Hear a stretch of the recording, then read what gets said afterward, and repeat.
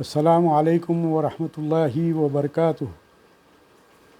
الحمدللہ رب العالمین، نحمدہ و نصلی علی رسولہ الکریم، اما بعد، قال اللہ تعالی فی شان حبیبہ ان اللہ و ملائکتہ یصلون علی النبی یا ایہا الذین صلوا علیہ وسلموا تسلیما۔ اللہم صلی علی سیدنا نبینا شفیعنا حبیبنا و مولانا محمد وبارک وسلم۔ سبحانک لا علم لنا الا ما علمتنا انک انت العلیم الحکیم۔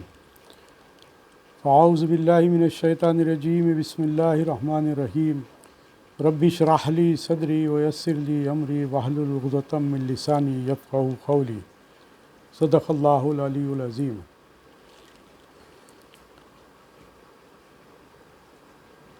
ناظرین اکرام و سامعین اکرام، خواتین و حضرات، الحمدللہ سورہ بقرہ کی ابتدائی آیات کی تلاوت کا شرف ہم حاصل کر رہے ہیں اور اس پر غور و فکر کر رہے ہیں۔ ابتدائی 7 آیات میں مسلمانوں اور مومنین کے تعلق سے بات کی گئی، پھر کافروں کے تعلق سے بات ہوئی۔ اس کے بعد کی جو 13 آیتیں آئی ہیں اس میں منافقین کے تعلق سے اللہ تبارک و تعالیٰ نے قرآن مجید میں ان کے صفات اور ان کے حرکات کے تعلق سے بیان فرمایا ہے، جس کے متعلق گزشتہ نشست میں میں نے ان 13 آیات کی تلاوت اور ان کا ترجمہ آپ کے سامنے پیش کیا تھا، اور ایک حدیث شریف کی آخری میں روایت بھی بیان کیا تھا جو حضرت عمر رضی اللہ تعالیٰ عنہ جس کے راوی ہیں، اور اس کے اندر منافقین کے سرکار دو عالم صلی اللہ علیہ وسلم نے 4 علامتیں بیان کی تھی، اس پر بھی ہم نے گفتگو کی۔ لیکن ایک بات، اس بات کو بھی ہم کو پیش نظر رکھنا ہے کہ منافقین کے تعلق سے سرکار دو عالم صلی اللہ علیہ وسلم کی جو حدیث مبارکہ ہے، وہ حدیث مبارکہ اس قدر مصدقہ ہے کہ جس کسی میں بھی وہ 4 صفات ہیں تو سمجھیے کہ وہ پکا منافق ہے۔ لیکن اس کے علاوہ قرآن مجید میں اور بھی کئی آیات منافقین کے تعلق سے نازل کیے جن میں ان کی صفات بیان کیے گئے ہیں منافقین کے۔ وہ میں سمجھتا ہوں کہ یہ 4 کے علاوہ اور بھی 15-16 یا اس سے بھی زیادہ آیات جو سو منافقین کے تعلق سے مختلف صورتوں میں نازل ہوئی ہیں۔ لیکن یہ بات بنیادی ہے کہ جن کے اندر 4 علامتیں سرکار دو عالم صلی اللہ علیہ وسلم نے پیش کیا، وہ 4 علامتیں جس کے اندر ہے تو سمجھ جائیے کہ وہ پکا منافق ہے۔ اب اس سے پہلے بھی ہم جو گفتگو کر رہے ہیں تو اس میں اسی بات کی طرف میں توجہ دلانے کی کوشش کر رہا ہوں، وہ یہ ہے کہ جو تمام احکام ہیں اور تمام سرکار دو عالم صلی اللہ علیہ وسلم کے ارشادات ہیں، یہ سب کا تعلق ہماری اپنی زندگیوں سے ہے۔ میں بار بار اس بات کی طرف جو توجہ دلا رہا ہوں، اس کی وجہ یہ ہے کہ ہم کو اپنی زندگیوں کا جائزہ لینا چاہیے۔ اصل مقصد یہ ہے تاکہ ہماری اپنی زندگی انڈیویجولی طور پر کامیاب بن سکے، دنیاوی اعتبار سے بھی اور اخروی اعتبار سے بھی۔ اور مومن کے لیے تو یہ سمجھ جائیے کہ دنیا ایک آزمائش کا مقام ہے، دنیا مومن کے لیے سو قید خانہ ہے، اور مومن کے لیے تو اس کی حقیقی جو زندگی ہے وہ آخرت کی زندگی ہے۔ بعد از مرگ جو زندگی ہے اس کے بعد کی، وہ زندگی مومن کے لیے اہمیت رکھتی ہے۔ تو قرآن مجید میں ابتدائی سے ہم اس بات کی طرف غور و فکر کرتے آ رہے ہیں کہ سورہ فاتحہ میں بھی ہم نے یہی پایا کہ اللہ تبارک و تعالیٰ نے ایک طرف انعام یافتہ لوگوں کا بھی ذکر کیا، تو دوسری طرف جو ہے سو اللہ تبارک و تعالیٰ نے جن پر غضب کیا اور جو اس دنیا میں گمراہ رہے ان کا بھی جو ہے سو اللہ تبارک و تعالیٰ نے ذکر کیا۔ یعنی کہ میں یہ چیز بتلاتے آ رہا ہوں کہ ہر چیز، نیکی اور بدی، اچھائی اور برائی، یہ تمام چیزوں کا تعلق انسان کی اپنی زندگی سے ہے۔ تو جو کوئی نیکی کا راستہ اختیار کرے گا تو لازمی بات ہے کہ نیکی کا راستہ اختیار کرنے کے لیے سب سے عظیم ترین جو شخصیت اللہ تبارک و تعالیٰ نے ساری بنی نوع انسان کی ہدایت کے لیے مبعوث فرمایا، وہ آپ کے اور میرے آقا سرکار دو جہاں رحمت العالمین شافع محشر شفیع المذنبین محمد الرسول اللہ صلی اللہ علیہ وسلم۔ اور اس سے ہٹ کر جو گمراہی کا جو راستہ ہے، جو برائی کا جو راستہ ہے، جو بدی کا راستہ ہے، وہ جو راستہ ہے وہ اپنی نفسانی خواہشات کا ہے، وہ جو راستہ ہے دنیا میں گھرے رہنے کا ہے، وہ جو راستہ ہے یہود و نصارہ کا ہے، وہ جو راستہ ہے مشرکین کا ہے، وہ جو راستہ ہے منافقین کا ہے، وہ جو راستہ ہے شیاطین کا ہے، شیطان کا ہے، جس کے تعلق سے اللہ تبارک و تعالیٰ نے قرآن مجید میں صاف طور پر کہہ دیا کہ تم شیطان کے راستے پر مت چلو، اس لیے کہ وہ تمہارا کھلا دشمن ہے۔ تو اس سے یہ بات ہمارے سامنے آئی کہ قرآن مجید میں جتنے بھی احکام ہیں اس میں آپ کو دونوں چیزیں ملیں گے،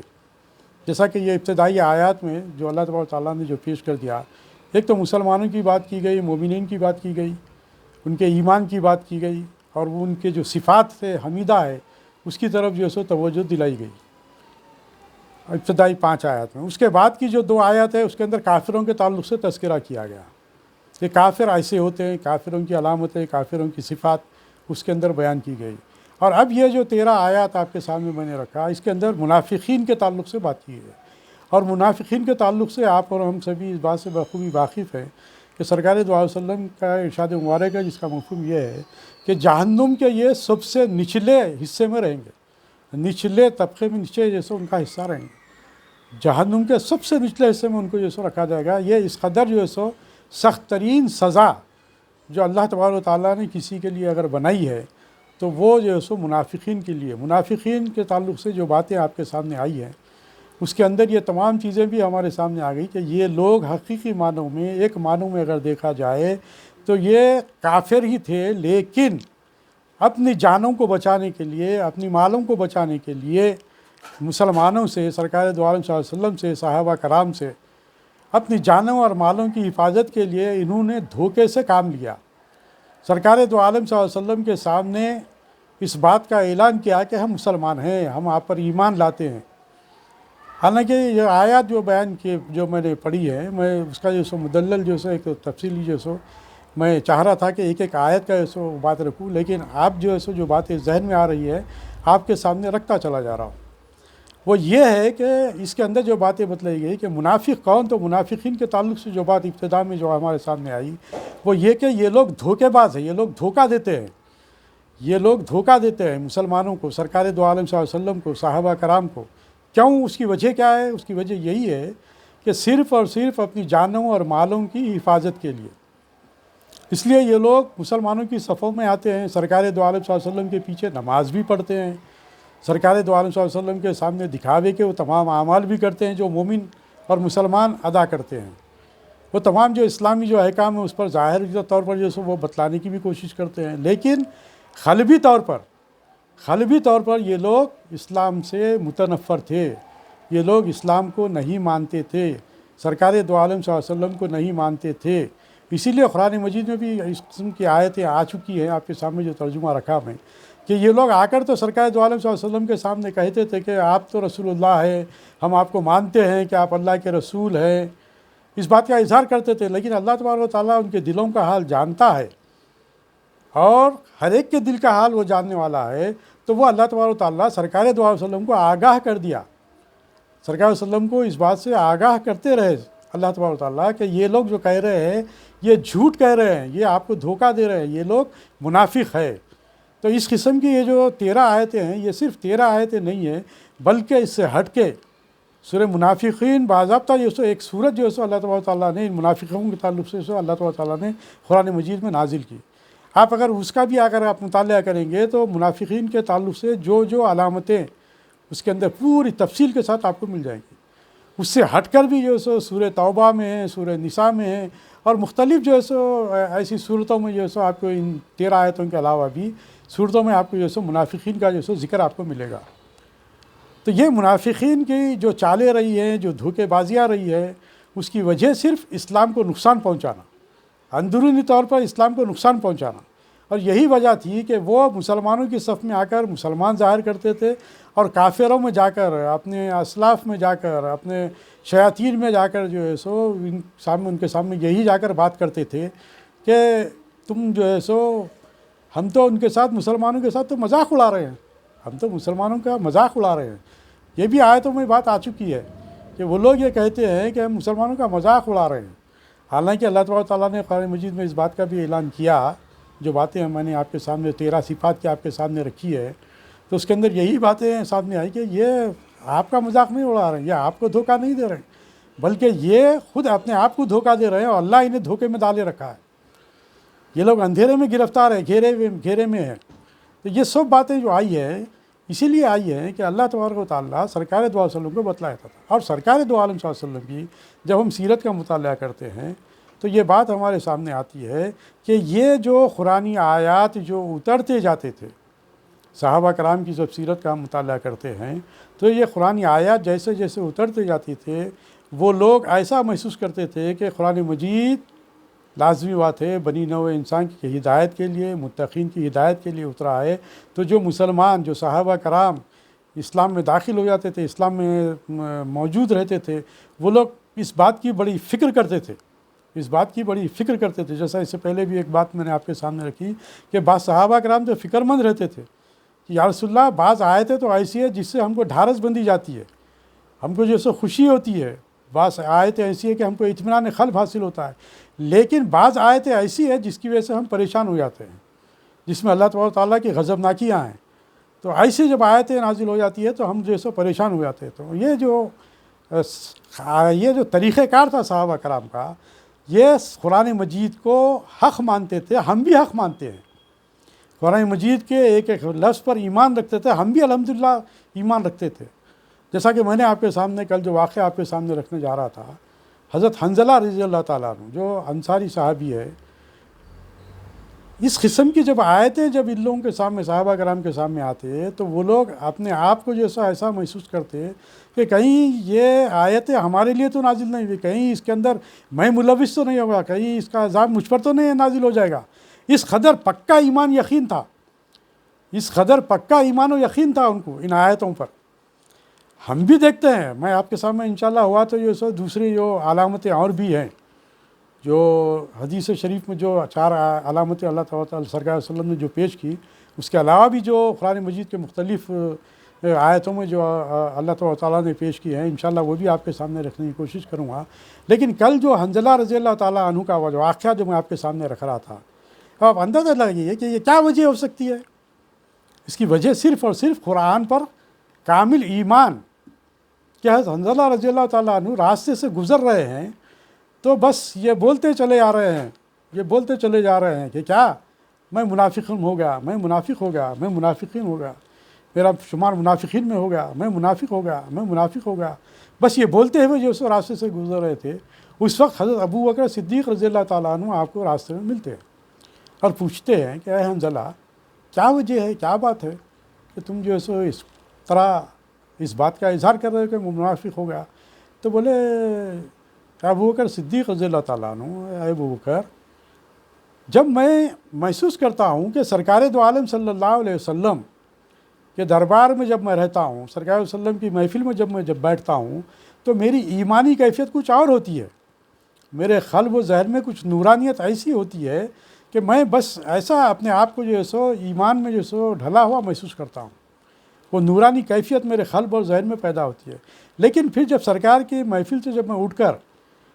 اپنے گھر جاتا ہوں یا پھر اپنے گھریلو معاملات میں جب جو سو میں زندگی کے معاملات میں جب جو سو میں گھر جاتا ہوں تو مجھے بڑا فرق محسوس ہوتا ہے کہ جب سرکار کے پاس رہتا ہوں تو جو کیفیت ہوتی ہے وہ کیفیت میرے اپنے گھر میں جو سو یا پھر میرے اپنے معاملات میں وہ کیفیت باقی نہیں رہتی. تو اس سے مجھے اس بات کا خدشہ ہے، میں یہ سمجھ رہا ہوں کہ میرا شمار کہیں منافقین میں نہ ہو جائے، میرا شمار کہیں منافقین میں نہ ہو جائے، اس لیے میں جو سو فکر مند ہوں. تو حضرت ابوبکر صدیق رضی اللہ تعالیٰ عنہ تو چاہتے تو وہیں پر ڈھارس بجا سکتے تھے، چونکہ سرکار دو علیہ وسلم کے بعد اگر کسی کا مقام و مرتبہ ہے تو وہ حضرت ابوبکر صدیق رضی اللہ تعالیٰ عنہ کا ہے. حضرت ابوبکر صدیق رضی اللہ تعالیٰ عنہ کا بہت بڑا مقام ہے، کیونکہ سرکار دو علیہ وسلم نے ارشاد فرمایا آپ کے تعلق سے کہ میں نے دنیا میں جن لوگوں نے میرے ساتھ حسن سلوک کیا میں نے ان کا پورا حق ادا کر دیا، لیکن ایک ابوبکر ہیں جن کا حق میں نے دنیا میں ادا نہیں کیا، ان کا حق میں انشاءاللہ تعالی قیامت کے دن ادا کروں گا. یہ حضرت ابوبکر صدیق رضی اللہ تعالیٰ عنہ کا مقام و مرتبہ ہے. اور پھر سرکار وسلم کے بعد آپ ہی کا درجہ و مقام و مرتبہ صحابہ کرام کا متفقہ اس بات کا فیصلہ رہا، اسی لیے سرکار دو علیہ وسلم کے بعد آپ کو جو خلیفہ منتخب کیا گیا. بہرحال حضرت ابوبکر صدیق رضی اللہ تعالیٰ عنہ حضرت حنظلہ رضی اللہ تعالیٰ عنہ سے کہتے ہیں کہ ارے بھائی میرا بھی کبھی ایسا ہی جیسے محسوس ہوتا ہے کہ میں بھی جب کاروبار میں لگتا ہوں، جب سرکار کے پاس رہتا ہوں تو وہ نورانیت رہتی ہے، وہ ایمانی کیفیت رہتی ہے، لیکن جب میں اپنے کاروبار میں لگ جاتا ہوں تو میرے ساتھ بھی ایسا ہی ہوتا ہے. تو چلو ایسا کرتے ہیں، ہم سرکار دو عالم صلی اللہ علیہ وسلم کے پاس جا کر اس بات کی تشفی حاصل کرتے ہیں، اس بات کو ہم ہمارے جو خیالات ہیں سرکار کے سامنے ہم رکھتے ہیں. تو دونوں حضرت ابوبکر صدیق حضرت حنظلہ رضی اللہ تعالیٰ عنہ کو لے کر سرکار دو عالم صلی اللہ علیہ وسلم کے پاس پہنچتے ہیں. پہنچنے کے بعد سرکار دو عالم صلی اللہ علیہ وسلم کے سامنے اپنی بپتا سناتے ہیں، جو گفتگو ان کے درمیان میں رہی، جو ان کے خیالات ہیں، وہ تمام باتیں سرکار دو عالم صلی اللہ علیہ وسلم کے سامنے پیش کرتے ہیں. تو سرکار دو عالم صلی اللہ علیہ وسلم دونوں صحابہ سے یہ کہتے ہیں کہ دیکھو جب تم میرے پاس ہوتے ہو تو تمہاری جو کیفیت ہے وہ حق ہے، اور وہ نورانیت جو ہے وہ حق ہے، وہ تو ہونی ہی ہے، وہ ایمانی کیفیت برابر ہونی ہے، کیونکہ ایمان بڑھتا اور گھٹتا ہے، ایمان بڑھتا اور گھٹتا ہے، ایمانی جو کیفیات ہے وہ بڑھتے اور گھٹتے ہیں. تو تم جب میرے پاس ہوتے ہیں تو وہ ایمانی کیفیت بڑھتی ہے، اور پھر جب تم اپنے کاروبار میں لگ جاتے ہیں تو وہ ایمانی وہ جو کیفیت ہے وہ کیفیت برقرار نہیں رہتی. اور یہ بھی حق ہے اور ایسا ہی ہوگا اور ایسا ہی ہونا چاہیے، کیونکہ اگر بالفرض اگر ایسا نہیں ہوتا، تمہاری وہی کیفیت برقرار رہتی، تو سرکار دو علیہ وسلم کا ارشاد مبارک ہے جس کا مفہوم یہ ہے کہ اگر تمہاری وہی ایمانی کیفیت، وہی نورانیت اگر تمہارے قلب و ذہن میں برقرار رہتی تو میں یہ کہوں گا، سرکار صلی اللہ علیہ وسلم نے ارشاد فرمایا کہ میں تو یہ کہوں گا کہ اگر تمہاری کیفیت وہ رہتی تو تمہارے بستر پر فرشتے آ کر تم سے مصافحہ کرتے، تمہارے بستر پر آ کر فرشتے آ کر تم سے مصافحہ کرتے. تو اس کا مطلب یہ ہے کہ ایک بات تو یہ بتلائی گئی کہ ایمان بڑھتا ہے اور گھٹتا ہے، اور یہ کیفیت جو ہے سو برابر ہماری برقرار نہیں رہتی. لیکن دوسری طرف ہم کو جو اس بات سے سبق ملتا ہے کہ صحابہ کرام ہمیشہ اس بات کے فکر مند رہتے تھے، جو آیتیں نازل ہوتی تھی اس پر ہم کس طریقے سے عمل پیرا ہو جائیں، ہم اس پر عمل پیرا ہو رہے ہیں یا نہیں ہو رہے ہیں. کہیں ہم جو ہے سو بات تو نیکی کی کر رہے ہیں، بات تو ہم سچائی کی کر رہے ہیں، بات تو ہم سرکار صلی اللہ علیہ وسلم کے سامنے بات تو بڑائی جو سو دین کی بات کہہ رہے ہیں اور اس پر ہم عمل بھی کر رہے ہیں، لیکن انڈیویجولی طور پر جب انفرادی طور پر ہماری جو زندگی ہے وہ اس طریقے سے ہماری گزر رہی ہے یا نہیں گزر رہی ہے، یہ فکر ان کو جو سو ہمیشہ کھائے رہتی تھی. جیسا کہ ایک مشہور وہ بھی واقعہ ہے، جیسا کہ آپ کے سامنے وہ بھی ہے کہ سرکار صلی اللہ علیہ وسلم کے سامنے حکم یہ آیا، اللہ تعالیٰ نے ارشاد کا حکم نازل ہوا کہ سرکار دو علیہ وسلم کے سامنے ادب سے گفتگو کرے، اپنی زبانوں کو، اپنی آواز کو بلند نہ کرے،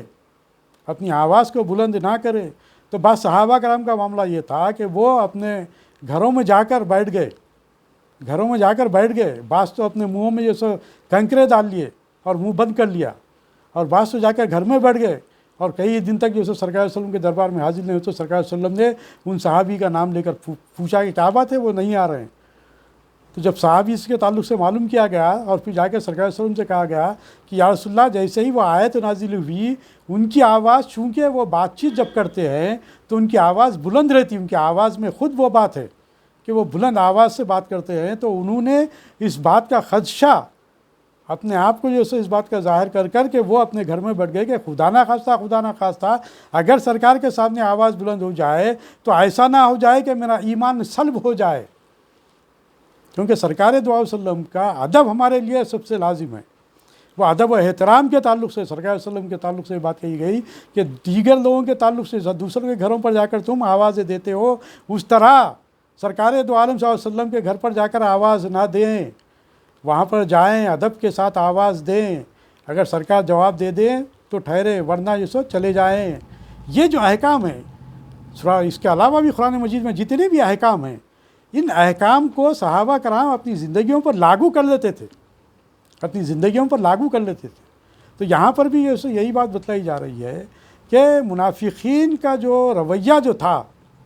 جو سرکار دو عالم صلی اللہ علیہ وسلم کے سامنے صحابہ کرام کے تعلق سے، اسلام کے تعلق سے، اور پھر ان کے اندر جو کفر تھا اس کے تعلق سے، یہ 13 آیات میں مختلف آیات میں مختلف طریقے سے ان کے تعلق سے نشانیاں بیان کی گئی۔ اب یہاں پر ایک مسئلہ میں آپ کے سامنے اور ایک رکھ دوں کہ اگر ایسا معاملہ تھا منافقین کا، مطلب یہ کہ یہ لوگ، لازم بات ہے کہ ایک معنوں میں یہ دھوکہ دے رہے تھے۔ کس کو دھوکہ دے رہے ہیں؟ سرکار کو دھوکہ دے رہے ہیں،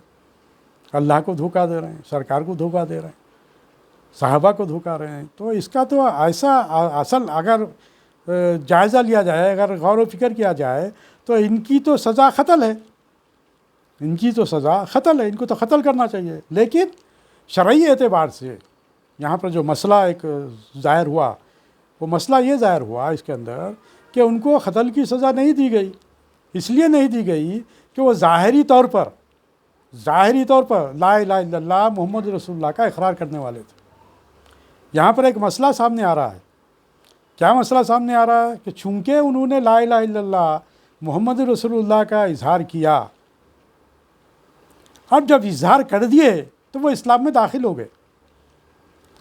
اس کا انہوں نے انکار نہیں کیا، سرکار صلی اللہ علیہ وسلم کے پیچھے نمازیں بھی پڑھ رہے ہیں، تو انہوں نے انکار نہیں کیا، جس کی وجہ سے وہ اسلام میں لاگو ہے، اس لیے ان کو یہ سزا ثابت نہیں ہوتی ہے۔ سرکار دو علیہ وسلم سے بھی اس تعلق سے صحابہ کرام نے بات رکھی کہ رسول اللہ ان کو قتل کیا جانا چاہیے، ان کو قتل کر سکتے ہیں، تو سرکار دو عالم صلی اللہ علیہ وسلم نے انہیں یہی بات کہی کہ نہیں، اس لیے میں ان کو قتل نہیں کرنا چاہتا، میں اس لیے قتل نہیں کرنا چاہتا کہ لوگ یہ کہیں گے، چونکہ ظاہری طور پر تو وہ مسلمان ہیں، اس اعتبار سے وہ لوگوں کو اگر میں قتل کروں گا یا ہم قتل کریں گے تو اس سے ہوگا یہ کہ جو دیگر جو لوگ ہیں وہ یہ سمجھیں گے کہ اب تو محمد صلی اللہ علیہ وسلم اپنے ہی لوگوں کو جو ہے قتل کر رہے ہیں، لہٰذا ہم جو ہے سو اس مسئلے میں قتل نہیں کر سکتے، کیونکہ انہوں نے جب وہ اسے کہہ دیے وہ لوگ اس بات کا اعلان کر دیے، حالانکہ وہ جانتے تھے۔ اور پھر دوسری چیز یہ، سرکار دو عالم صلی اللہ علیہ وسلم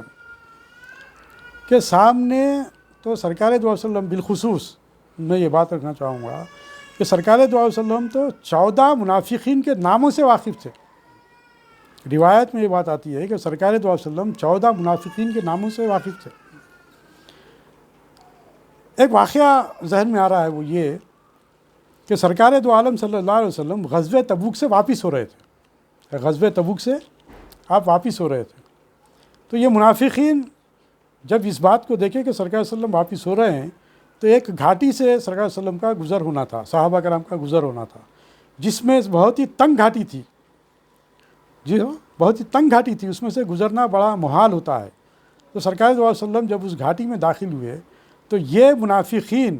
اپنے چہروں پر جو سو ڈھاٹے باندھے ہوئے سرکار دو عالم صلی اللہ علیہ وسلم حملہ آور ہوتے، لیکن سرکار دو عالم صلی اللہ علیہ وسلم سے سامنے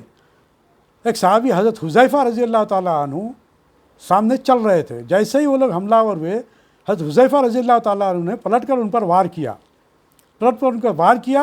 اور جیسے ہی وہ لوگ دیکھے کہ سرکار علیہ وسلم کے ساتھ یہ صحابہ بھی موجود تھا، حضرت حذیفہ رضی اللہ تعالیٰ نے بھی ساتھ ہے، تو فوری وہ جو ہے سو اپنے ارادے سے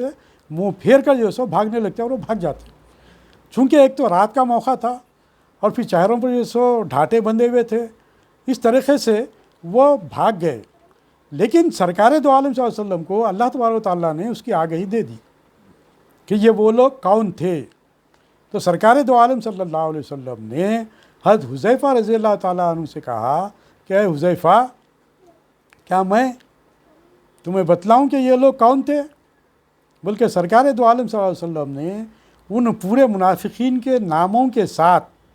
سرکار دو عالم صلی اللہ علیہ وسلم نے وہ کون تھے وہ سرکار صلی اللہ علیہ وسلم نے حضرت حذیفہ رضی اللہ تعالیٰ عنہ کو بتلا دیا،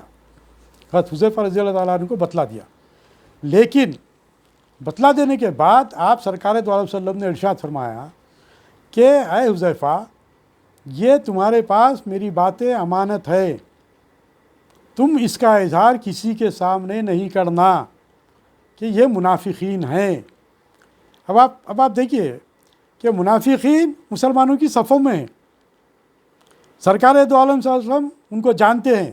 اور سرکار دو علیہ وسلم نے اس بات کو آشکار کیا حضرت حذیفہ رضی اللہ تعالیٰ عنہ کے سامنے، اور پھر حضرت حذیفہ رضی اللہ تعالیٰ عنہ سے یہ بھی کہہ دیا کہ تمہارے پاس یہ میری بات امانت ہے، تم اس بات کا اظہار کسی کے سامنے نہیں کرنا، اس بات کا اظہار تم کبھی کسی کے سامنے نہیں کرنا۔ جیسا کہ سرکار صلی اللہ علیہ وسلم کی پہلی ایک جو آپ نے جو حدیث میں نے جو علامتیں جو آپ کے سامنے میں نے رکھی تھی کہ جب کسی کو سرکار علیہ وسلم کسی کو امین بناتے، یا کوئی بھی ہم ہو یا کوئی بھی ہو امین بناتے، تو اس کا کام ہے کہ امانت میں منافق جو ہوتا ہے خیانت کرتا ہے، اور امین جو ہوتا ہے امانت دار ہوتا ہے، اس کی حفاظت کرتا ہے۔ تو یہاں پر سرکار صلی اللہ علیہ وسلم نے حضرت حذیفہ رضی اللہ تعالیٰ عنہ سے یہ بات کہی کہ میں تمہارے سامنے یہ بات رکھ رہا ہوں، لیکن تم اس کا اظہار کسی کے سامنے نہ کرنا۔ اب ایک بات آپ کے سامنے اور ایک رکھوں کہ کس طرح صحابہ کرام اپنی زندگیوں کو کس طرح دین میں ڈھالتے تھے، اور کس طرح وہ فکر مند رہتے تھے، کس طرح وہ خوف خدا رکھتے تھے، کس طرح ان کے اندر ایمانی حقیقی کیفیت تھی،